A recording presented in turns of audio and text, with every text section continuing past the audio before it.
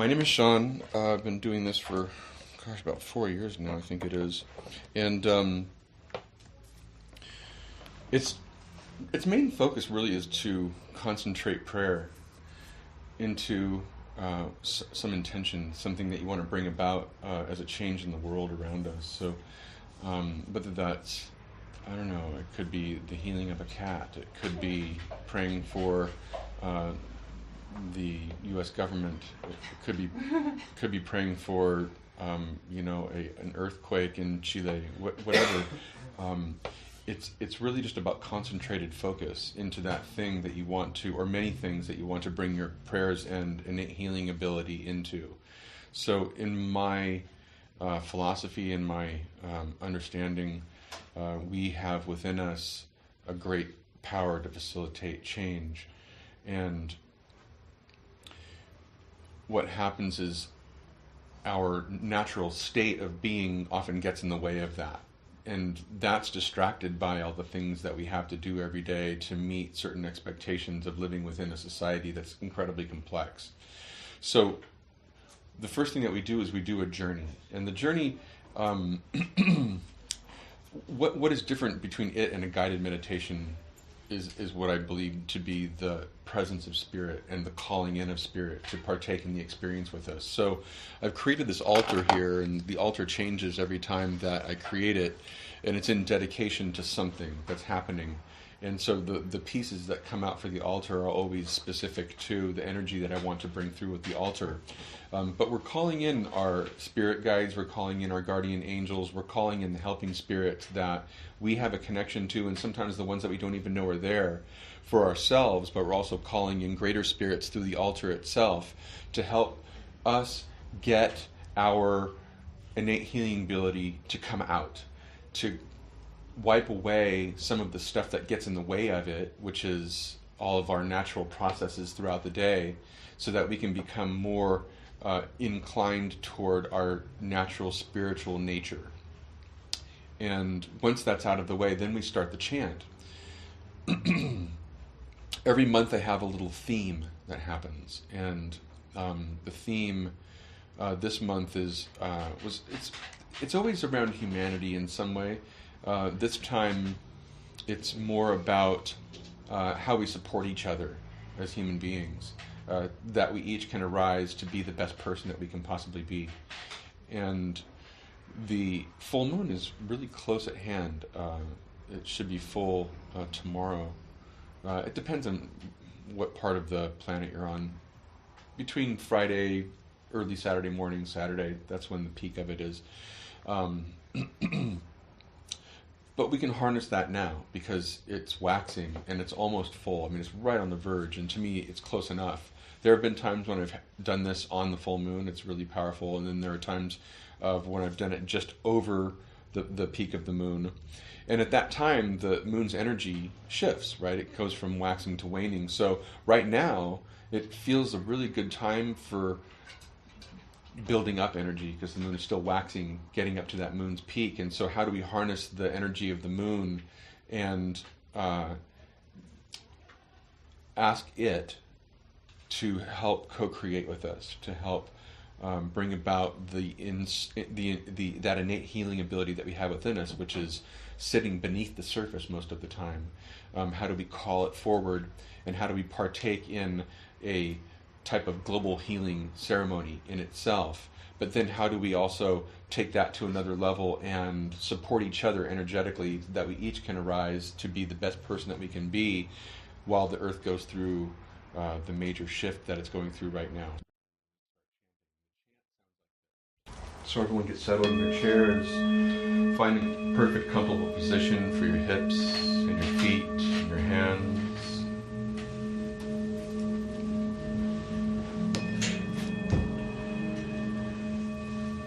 And follow the breath into the body. Breath is the gateway for life. Breathe that life into the body now.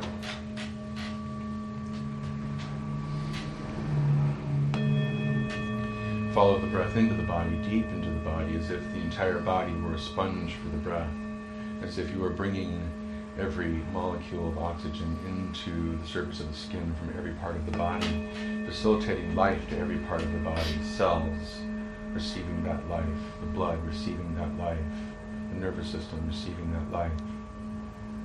Allow yourself to be connected to all that is through the breath. Connected to everything on the planet and everything that extends beyond the planet out into the solar system, out into the heavens. Feel your carbon-based nature connecting to the star realm, reaching out from galaxy to universe to universe to universe. Allow yourself to not be distracted by earthly things. Give yourself an opportunity to extend your nature out into the world of the unknown.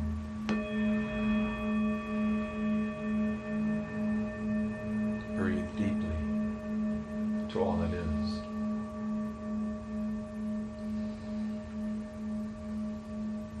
Allow the body to relax. Be receptive.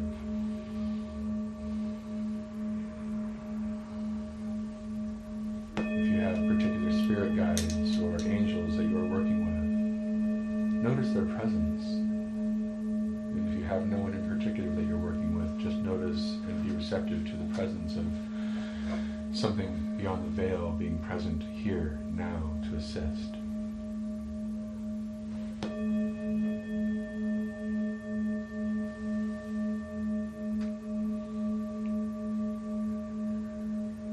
And using the imagination in the mind's eye, which is generally not crystal clear, more like a memory, just imagine that you are in a small boat and you are crossing a great sea of water, and there is somebody at the head of the boat that is leading you. You can feel the gentle rocking of this body of water that you are crossing. You may hear the lapping of the water up against the side of the boat. You may hear the oar of the person who leads this boat gently pulling this boat toward a destination. And you feel an anticipation in your body, an anticipation that something is afoot. You have been called.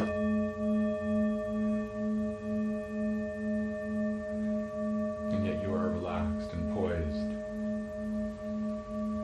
ready and waiting. And it is dark out now, and only the shadows hang in the air, the shadows coming from the full moon up above. It is big and bright.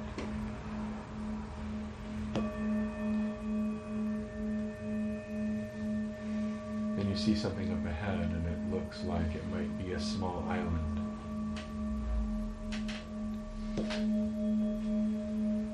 You can just barely make out the trees,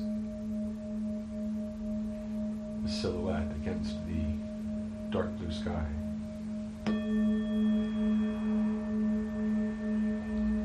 And now the boat is coming up upon the shore. And you see others that are getting out of their boats along the shore. They're headed toward the trees, going into the heart of the island. There is a path, and you can feel your feet in the sand, whether you are barefoot or not. You can hear slight crunching.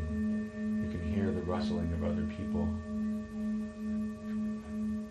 And you can hear far off, in the heart of the island, the drums. As you make your way toward a passage that runs through the trees, it's dark. You can only make out the silhouettes of those behind you and those before you.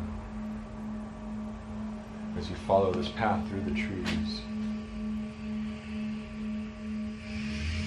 you see up ahead that there's the dancing of light on the trunks of the trees. there's a halo of light in the canopy of the trees. Dancing and flickering flame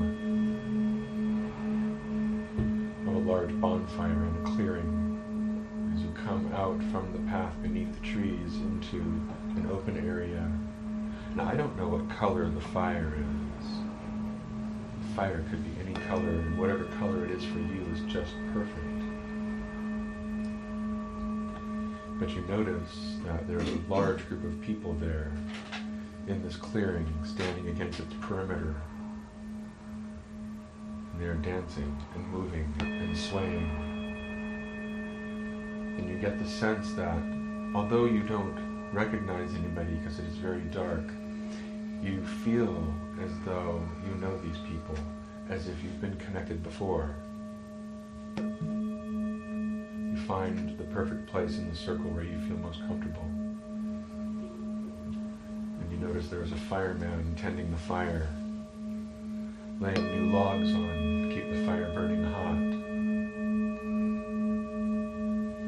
There's also a large cauldron in the middle, close to the fire. You can see the full moon and the reflection in that cauldron flickering on the surface of whatever's inside. Whatever's inside is pure water, pure rainwater from the sky. These two forces of fire and water next to each other, the opposing forces, like all opposing forces that make up our physical reality, are now here in this place. Our emotional fuel and our spiritual fuel next to each other.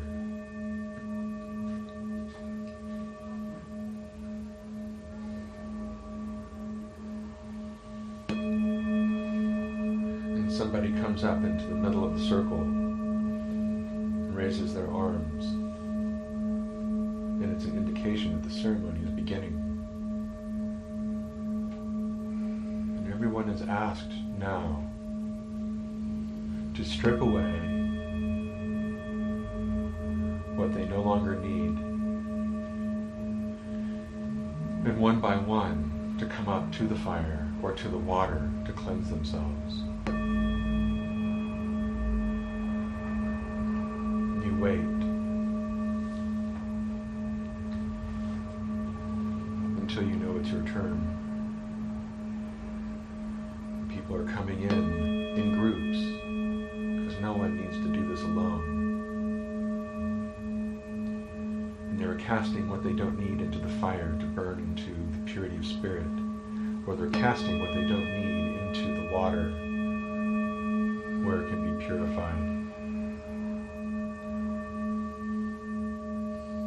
and move back down into Mother Earth where it belongs. You'll know what is just perfect for you when you're ready.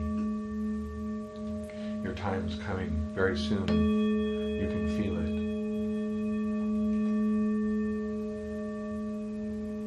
And your time is now. You gravitate either toward the fire or the water. You know exactly what to do because you've done this before.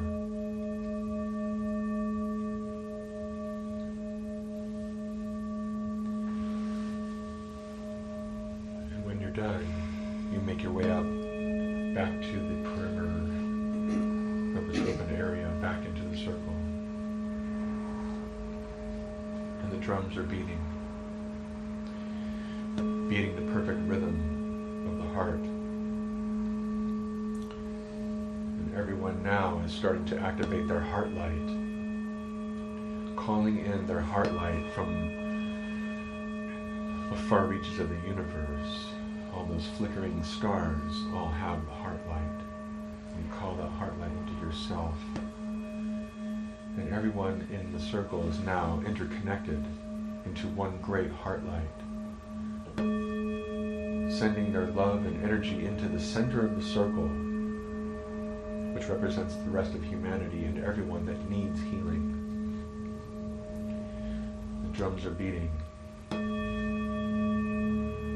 You're projecting the infinite part of yourself with all of its innate healing ability into the center of the circle, where humanity is in most need of it. And then you see that individually, people from the perimeter of the circle are going into the center to be in the receiving place of this beautiful healing energy that's being created by this healing circle. Almost like the hub of a great wheel with many spokes. And your heart energy, like everyone else's, is being directed toward that person. And at some point, it may be you that decides to go into the center of the circle and receive healing light.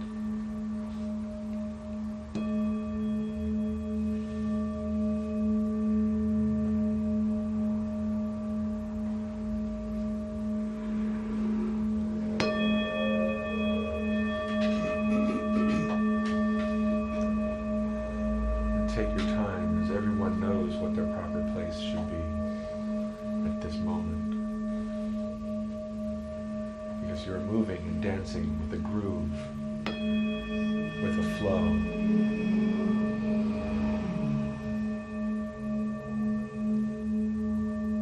With something that comes natural to our solar system, which comes natural to our Mother Earth.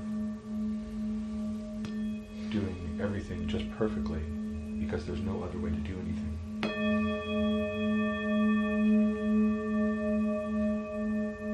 You step in unobstructed, unabated, to receive when it's your time.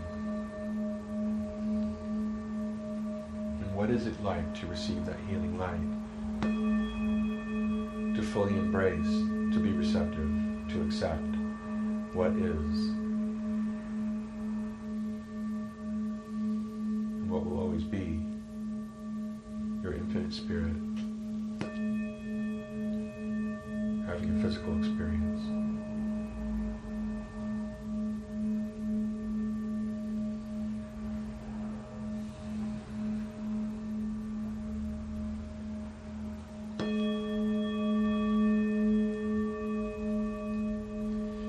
And when you're ready, feel that your connection to the perimeter of the circle is fully established. I want you to become aware of how your inner flame is burning, how your heart light is radiating. And imagine that there is a small filament of light that connects you to every other person in this healing circle. Every other person, like a giant web of life. And this healing circle itself has filaments radiating out to all of humanity.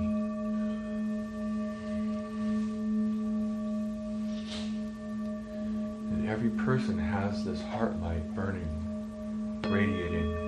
Some flicker. Some are like lighthouses, and some are like the sun itself.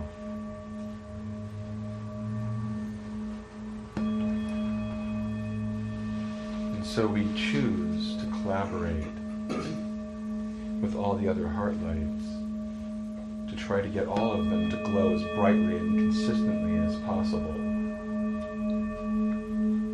Every person that you come into contact with has this flame. It is either small, it is either hidden, or it is huge and radiating. Imagine, think back to your time doing your daily activities of going to work and meeting friends and going to the store, and every person that you come into contact with has this heart light. And can you participate in making that heart light greater by making your own heart light greater? How do you notice how your heart light is radiating? How powerful does it feel? And if you could reactivate it when it is low, how would you do that? Might you remember where you have been tonight? Might you remember this ceremony? Might you remember the power of the full moon? Might you remember this cauldron of water and this bonfire next to each other, these opposites that honor each other and wouldn't exist without their relationship to each other. Might you allow your heart light to radiate throughout your body right now, from the top of your head to the tips of your toes and everywhere in between, allowing the entire body to radiate this light, to reorganize, to create new principles for itself, to operate within the world.